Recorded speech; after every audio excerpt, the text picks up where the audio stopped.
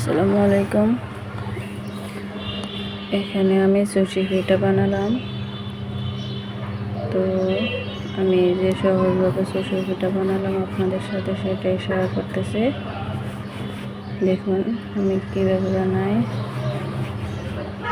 শুধু একটু নেবেন আর মশলা দেবেন, হয়ে যাবে।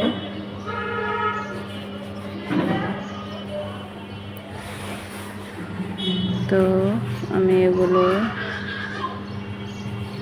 বানাইতেছি। এগুলো বানিয়ে আমি শুকিয়ে রাখবো।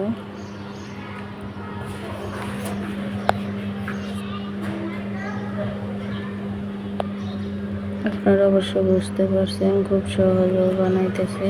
এই যে আমি একটা ট্রেতে নিলাম। আগে আমাদের মা চাষিরা রুটি বানাইতো, তারপর কাটতো, তারপরে একটা একটা করে নিয়া বানাইতো। এখন অনেক রকম সহজভাবে সুশি পিঠাটা বানিয়ে নেয় মানুষ। আপনারাও চেষ্টা করবেন এইভাবে বানানোর। তা আমার এটা হলো আটা, আপনারা আতপ চাউল হোক চাই দিয়ে মন চাই বানিয়ে নিতে পারেন। তো আমি ওই যে রুটি বানাতে গিয়েছিলাম, এখন রুটি বানাতে আর ভালো লাগে না, ডোটা অনেকটা শক্ত হয়ে গেছে, তাই এই পিঠাটাই বানিয়ে নিলাম।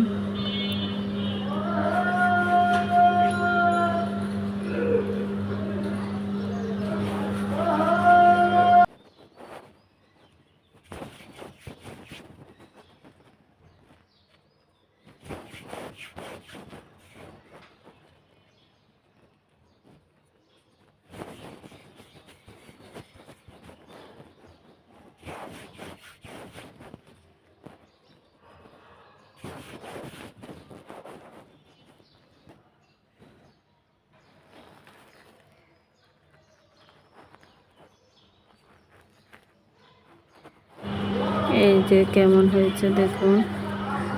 আমি সবগুলো এখানে করে রোদে দেব, রোদে দিয়ে শুকিয়ে নেব। আমি এই যে এখানে মিশ্র ডাল, 3-4 ধরনের ডাল রোদে দিয়েছি, মরিচ আর পিঠাগুলো ডাল দিয়ে বেসন বানানোর জন্য। আর ওই যে বিড়ালটা আমার, ও সারাক্ষণ রোদে থাকে।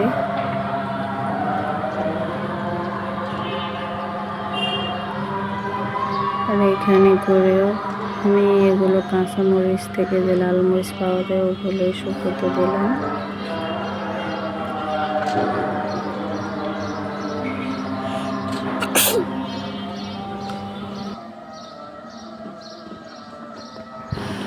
ভিডিওটা ভালো লাগলে লাইক, কমেন্ট, শেয়ার করবেন, সাবস্ক্রাইব করতে ভুলবেন না। কেমন হয়েছে অবশ্যই জানাবেন। আমি করলা ভাজতেছি। এই যে এখানে আতপ চাউল,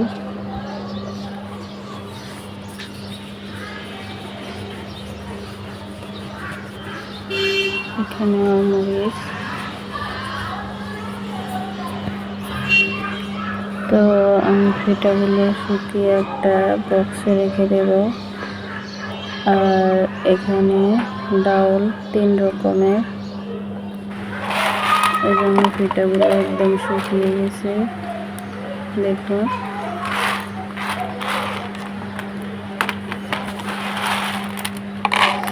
একটা বক্সে ঢুকিয়ে ফ্রিজে রেখে দেব। আরও কয়টা বানিয়ে নেব, তারপর বানাবো।